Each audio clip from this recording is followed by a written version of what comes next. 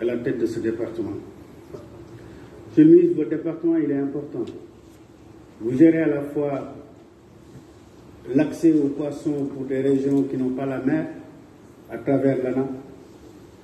Vous gérez la pêche dans ce qu'elle a d'artisanal.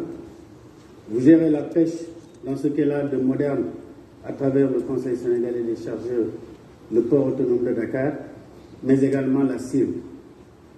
C'est-à-dire que vous avez un secteur extrêmement important et, de mon point de vue, les résultats engrangés se font sentir dans la construction du produit intérieur brut. Nous sommes en discussion budgétaire et c'est pourquoi mon attention a été attirée par la faiblesse des allocations dédiées au COSEC, au regard des montants que la taxe COSEC génère dans le budget de l'État.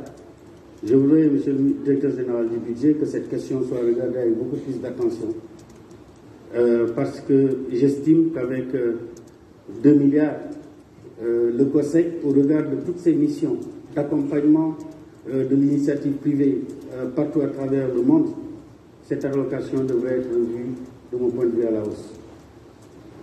Monsieur le ministre, je voudrais féliciter le directeur général du port.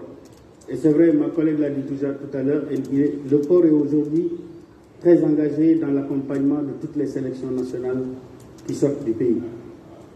Le handball que je dirige aujourd'hui est un championnat du monde au Japon, et lorsqu'il fallait y aller, le port nous a accompagnés. Mais au-delà de ça, parce que ça c'est factuel, c'est ponctuel, c'est plus la dynamique, la démarche entreprise par le directeur général pour renforcer la compétitivité du port par rapport aux autres ports de la sous-région ouest-africaine. Parce qu'il ne faut jamais l'oublier, le port du Sénégal aujourd'hui est à la croisée des chemins. Le combat entre les ports de Lomé, d'Abidjan, de Dakar est un combat qui ne peut pas nous laisser indifférents. Et c'est pourquoi tout ce qui concourt à fragiliser le port autonome de Dakar fragilise également l'économie sénégalaise. Nous sommes des parlementaires et je pense que dans la gestion d'une structure comme ça, il peut y avoir des points de conflit à des moments ou à un autre, des prises de décision qui sont favorables ou défavorables à une entité privée. Mais notre rôle en tant que parlementaire, c'est que si ces cas se produisent, que nous soyons équidistants pour analyser la chose avec froideur, mais ne pas avoir de prise de position en écoutant simplement une partie, parce que j'ai vu circuler une note d'information aux députés. Moi, je ne peux pas fonder ma réflexion sur une note d'information d'un secteur, d'une entreprise privée, sur une affaire sans écouter toutes les parties qui concourent à cette affaire. Et c'est pourquoi j'en appelle à la prudence. Nous avons des instruments qui sont les missions d'information qu'on peut mettre en place pour nous édifier sur un certain nombre de choses.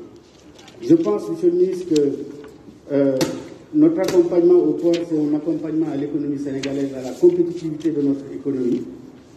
C'est pourquoi je voudrais encourager le directeur général du port, encourager l'ensemble des acteurs qui sont ici.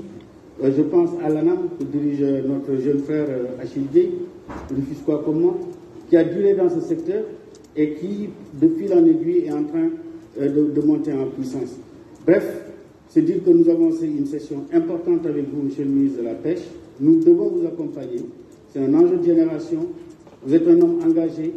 Vous découvrez la fonction, mais un homme politique et un bon homme politique, c'est une capacité d'adaptation. Vous l'avez, parce que vous l'avez prouvé auprès de vos mandants.